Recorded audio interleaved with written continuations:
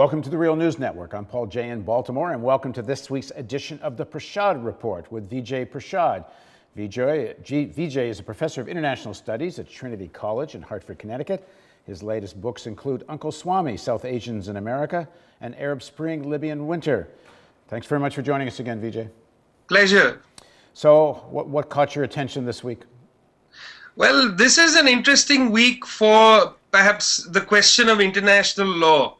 The first issue certainly was that in the United Nations, the government of Israel and the government of the United States, as well as its few allies, were not able to stop Palestine from getting non-member observer status, which is quite a formidable thing in and of itself.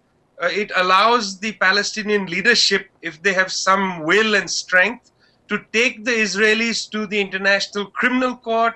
It allows them to, make objections directly to the UN Human Rights Council. But after all this was done in New York, the government of Israel did two things that were quite extraordinary. One, it has decided to hold off allowing taxation that it collects on behalf of Israel on behalf of Palestine, up to the tune of about $120 million. Israel wants to withhold that money from the Palestinian authorities.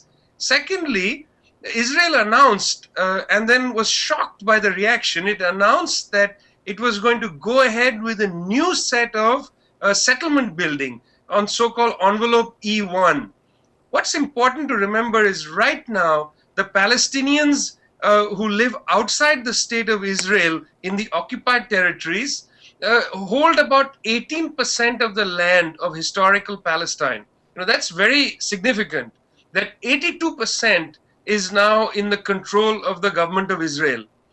Of that 18%, the Israeli government decided, as revenge for the UN vote, to start opening up this envelope E1, and to consider building 30,000 homes in this area, these settlements. The question of settlements is extremely fraught.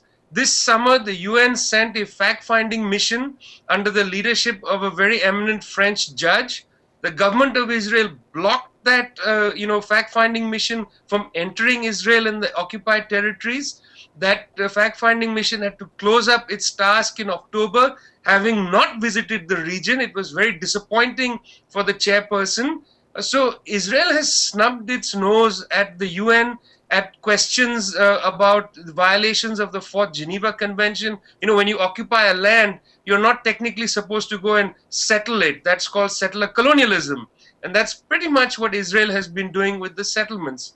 So this is the first thing. It was a major blow at the, the architecture of international law when Israel, having lost the vote in the UN General Assembly, decided, as it were, to take revenge not only on the Palestinians, but on the framework of international law. And of course they can do this because they do it with impunity in terms of the relationship with the United States. Well, the United States government, anytime there's been an attempt in the UN to censure Israel, the US government comes out with all guns blazing. And in fact, when this settlement dispute was taking place, the United States government not only attacked the impaneling of the fact-finding mission, but it decided to go in and attack Richard Falk, who is the UN Special Rapporteur on Palestinian relations.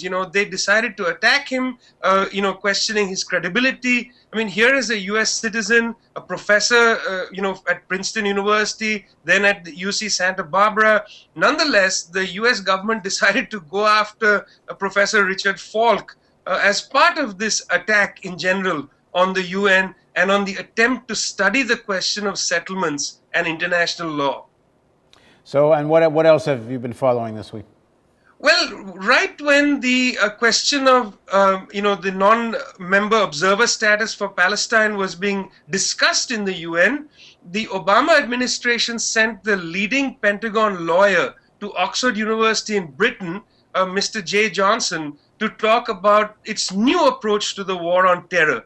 And this is linked to the settlement question because even here, various issues of international law have been raised. You might remember last year, a leading Bush administration national security person had written an op-ed in the Washington Post where he suggested that the drone program run by the Obama administration might be Mr. Obama's Guantanamo. And of course, this particular person would know because he wrote the defense of Guantanamo for the Bush administration. What he essentially said was that, look, he thought that the drone program was fine by US law. He said the problem is that the Obama administration hasn't attempted to sell this so-called secret program on the world stage. As a consequence of that, Richard Holder gave his famous speech on the drones, trying to defend the drone program. And now Jay Johnson went to Oxford, to take the defense on the international stage. At Oxford, Mr. Johnson essentially said that the United States has run its military attack on the war on terror to completion, almost. He said, we're at the tipping point. In other words, no longer do we need a military program against Al-Qaeda. What is now necessary is an intelligence and policing program against Al-Qaeda, which has been degraded. On the surface, this should be welcomed, that the US has finally come to terms with the idea that counterterrorism is not a military strategy, it needs to be a policing strategy. That is what people on the left had been saying right after 9/11, that you must consider the attack on 9/11 as something that requires a police action, not a military response. But Mr. Johnson was essentially doing a little semantic game. What he means by police action is the use of special forces, on-the-ground intelligence, and of course drones. The Obama administration has multiplied, has exponentially increased the use of drones, and they believe that drones, or what some people now call the Air Force of counterterrorism, these drones must be utilized to attack targets anywhere around the world at any time at the United States' choosing, meaning there should be no global architecture that constrains the United States from using unmanned aircraft on a global battlefield.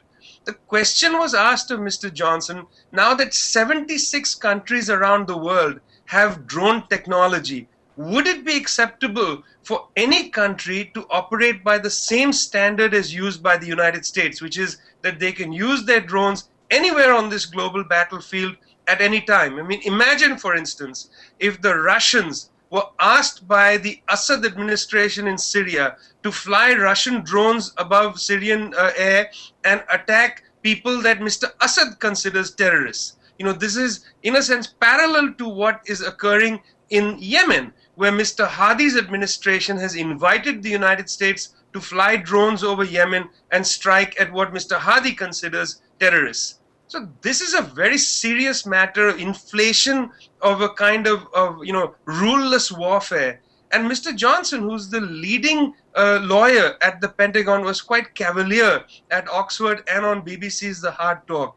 Once again, disparaging the importance of human rights law, disparaging questions of international law by saying simply that the United States is in compliance, that other people must not act in this way. In other words, the US can do it, but others cannot. Thanks very much for joining us, Vijay. Thank you so much. And thank you for joining us on the Real News Network. And don't forget, we're in our year-end fundraising campaign. Every dollar you donate gets matched. So the donate button over here, if you don't click on it, we can't do this.